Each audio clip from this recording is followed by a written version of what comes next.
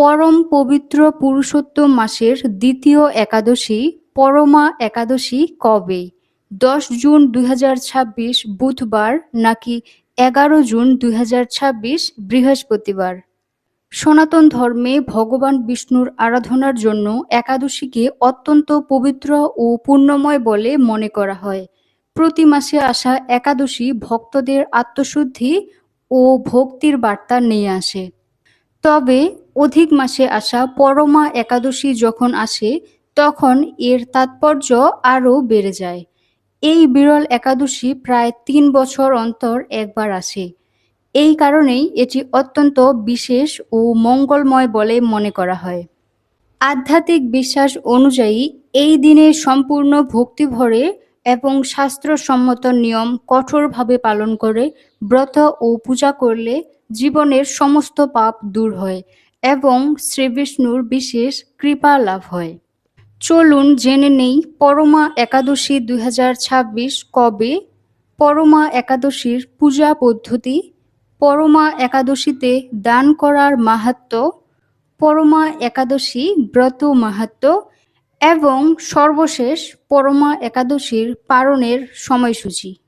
পরমা একাদশী ২০২৬ এর তারিখ। বৈদিক পঞ্জিকা অনুসারে অধিক মাসের কৃষ্ণপক্ষের একাদশী তিথি ২০২৬ সালের ১১ জুন রাত ১২টা ৫৭ মিনিটে শুরু হয়ে একই দিনে রাত ১০টা ৩৬ মিনিটে সমাপ্ত হবে। উদয় তিথি অনুযায়ী পরমা একাদশীর ব্রত বৃহস্পতিবার ১১ জুন ২০২৬ তারিখেই পালন করা হবে। এই পরমা একাদশীর বিশেষত্ব হল পরমা শব্দের অর্থ সর্বোত্তম বা শ্রেষ্ঠ। এই কারণেই একে সমস্ত একাদশীর মধ্যে সর্বাধিক ফলদায়ক একাদশী হিসেবে গণ্য করা হয়।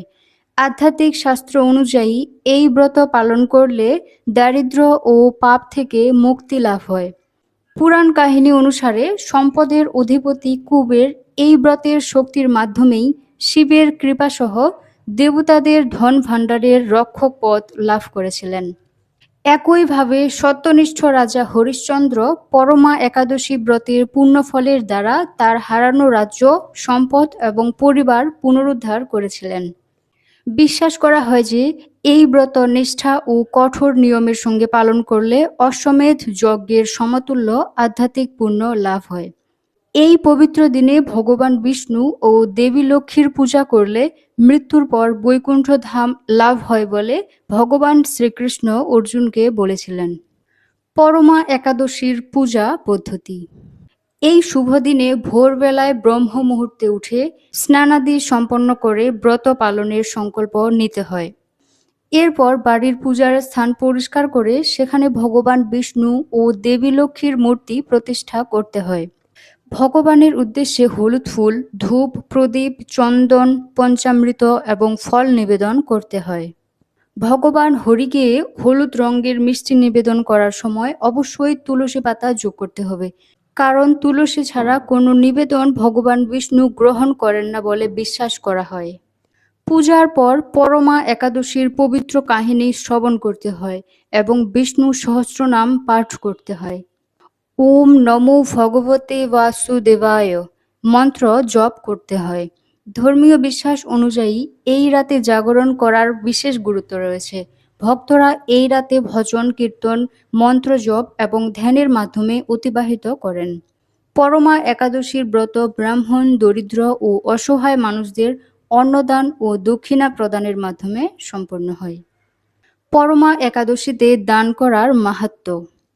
সনাতন ধর্মে দানকে ধর্মের অন্যতম প্রধান স্তম্ভ হিসেবে বিবেচনা করা হয়। বিশেষত পরমা একাদশীর দিনে করা দান অক্ষয় পুণ্য অর্থাৎ চিরস্থায়ী আধ্যাত্মিক পুণ্য প্রদান করে বলে মনে করা হয়। এই দিনে অভাবগ্রস্তদের সাহায্য করলে ভগবান বিষ্ণু অত্যন্ত সন্তুষ্ট হন বলে ধর্মগ্রন্থে উল্লেখ রয়েছে। দান সম্পর্কে স্কন্দ পুরাণে বলা হয়েছে, ন্যায় উপার্জিত বিত্তস্য দশমাংশেন ধীমতঃ কর্তব্য বিনিয়োগ চ ঈশ্বর প্রীতি অর্থম এব চ। এর অর্থ হল একজন জ্ঞানী ব্যক্তি তার সৎ উপার্জনের একটি অংশ ঈশ্বরের সন্তুষ্টি এবং মানব কল্যাণের জন্য উৎসর্গ করবেন। এই দিনে অন্নদান, জলসেবা, ফল বিতরণ, ধর্মীয় গ্রন্থ দান এবং অসুস্থ ও প্রতিবন্ধী মানুষদের সাহায্য করা অত্যন্ত পুণ্যজনক বলে বিবেচিত হয়। নিঃস্বার্থভাবে করা দান জীবনে সুখ, শান্তি এবং সমৃদ্ধি নিয়ে আসে। পরমা একাদশী ব্রত মাহাত্ম্য। পদ্ম পুরাণে উল্লেখিত যুধিষ্ঠির শ্রীকৃষ্ণ সংবাদে অধিমাসের কৃষ্ণপক্ষিয়া একাদশী মহিমা দেখতে পাওয়া যায়। যুধিষ্ঠির মহারাজ শ্রীকৃষ্ণের নিকট প্রশ্ন করলেন, অধিমাসে কৃষ্ণপক্ষিয়া একাদশীর নাম কি, ব্রতের বিধান বা কি? শ্রীকৃষ্ণ বললেন, হে যুধিষ্ঠির, মানুষের ভুক্ত মুক্তি প্রদাতা এই পবিত্র একাদশীর নাম পরমা একাদশী অথবা কমলা একাদশী। তোমার প্রতি স্নেহবশত অশেষ মহিমাযুক্ত পুরুষোত্তম মাসের কৃষ্ণপক্ষিয়া একাদশীর মহিমা বলছি। অবন্তী নগরে বিশ্বকর্মা নামে এক সম্ভ্রান্ত ব্রাহ্মণ বাস করতেন। তার 5টি পুত্র ছিল। তাদের মধ্যে সর্বকনিষ্ঠ পুত্রের নাম জয় শর্মা। কোনো দুষ্কর্ম করায় পিতামাতাও তাকে বাড়ি থেকে বহিষ্কৃত করে দেয়।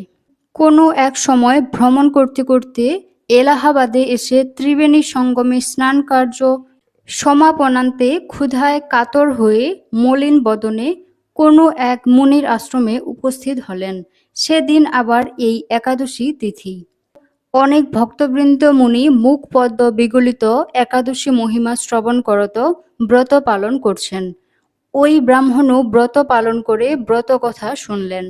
তার ব্রতোপবাসে সন্তুষ্ট হয়ে স্বয়ং লক্ষ্মীদেবী দর্শন দিয়ে বললেন, ভক্তির সঙ্গে এই উপবাস পালন করায় আমি সন্তুষ্ট হয়েছি।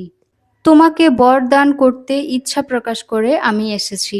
আমার নাম লক্ষ্মী, আমি পরম কৃপালু নারায়ণ কর্তৃক প্রেরিত, বৈকুণ্ঠ থেকে এসেছি। এই ব্রতানুষ্ঠানে তোমার অধীনা হয়েছি। তোমার বংশে শ্রেষ্ঠ ব্রাহ্মণগণ জন্মগ্রহণ করবে।